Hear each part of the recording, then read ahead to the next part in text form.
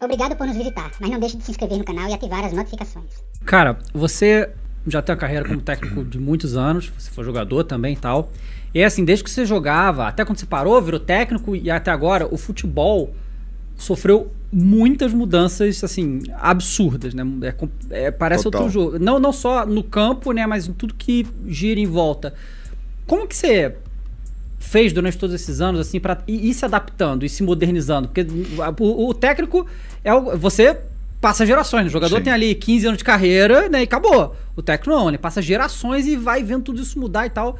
Como que você mantém isso? Eu falo isso sempre, né? Que o jogador, ele se preocupa consigo e depois com o seu grupo de trabalho. Mas principalmente com o seu momento, com a sua situação. Então ele tem uma preocupação única. E num segundo plano, num segundo momento, aí sim com a sua equipe. O treinador é o contrário, ele se preocupa com tudo que esteja à sua volta, menos consigo mesmo. É um pouco diferente. Quando você está num processo de formação, o atleta num processo de formação, você precisa de toda informação possível e necessária para que você possa formatar a tua personalidade como atleta. E dentro disso você vai alterando alguns comportamentos ao longo da tua carreira. Comportamentos individuais e coletivos. Coletivos, por exemplo, eu vim de um momento em que nós jogávamos, né, com um volante e 2 meias de armação, ou seja, um triângulo, né? E 3 atacantes? E 3 atacantes. De repente, principalmente depois da Copa do Mundo de 82, né, onde nós tínhamos uma seleção fantástica e não conquistamos aquela Copa, nós passamos a valorizar muito mais o resultado do que o espetáculo, muito mais o resultado do que a beleza de uma partida bem jogada. Nós invertemos esse triângulo, nós passamos a jogar e se caracterizou muito mais nesses anos, com 2 volantes e apenas um homem de armação. A partir daí nós começamos a procurar mais um armador dentro do campo. E aí começamos a ver que os homens de fora, ou seja, os 2 atacantes de lado, não tinham necessidade apenas de estarem ao lado do campo. Isso o Zagallo já fazia, ele como jogador já fazia na Copa do Mundo de, se não me falha a memória, de 58, 62, como atleta. E passamos a necessitar de mais um homem para poder criar, para poder organizar esse homem que viesse de fora para dentro de repente, que seria esse chamado ponta. Então essas pequenas alterações que foram se confirmando ao longo de todo esse processo que eu tive, eu iniciei em 82, logo depois da Copa do Mundo, foi meu primeiro jogo pela Ferroviária de Araraquara, e finalizei minha carreira quando íamos abrir o ano de 2000. Então foram 18 anos, né, passando por equipes pequenas num primeiro momento, médias e depois grandes do futebol brasileiro, voltando no final de carreira a equipes menores.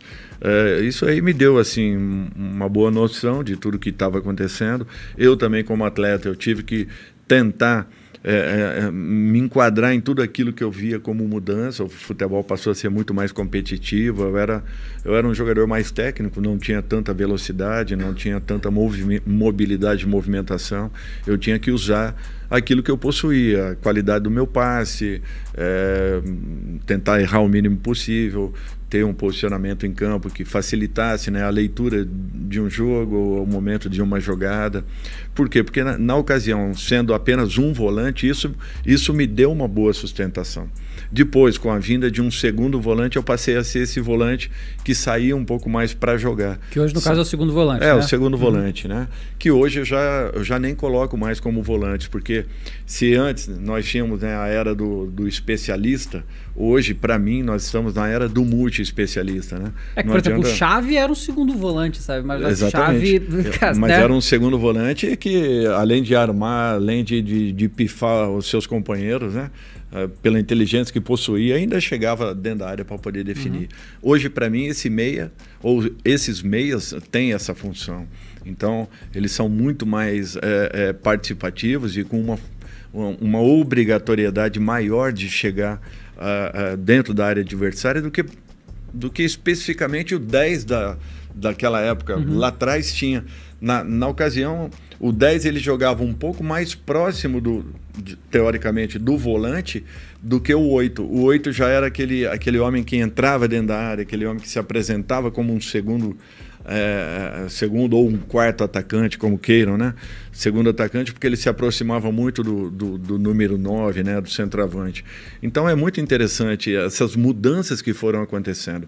E aí você me pergunta, qual a grande mudança que nós tivemos, assim, a mudança essencial no futebol? Eu acho que a mudança de velocidade foi a principal. Em termos táticos, para mim foi a seleção da Holanda de 74. Uhum. Aquela seleção foi fantástica, uma seleção que jogava um futebol completamente diferente, porque não se guarneciam posições, se ocupavam espaços. Até hoje, ninguém joga naquela seleção, né? Mas tentam, Nunca né? aconteceu. Nunca aconteceu. Você sabe por quê?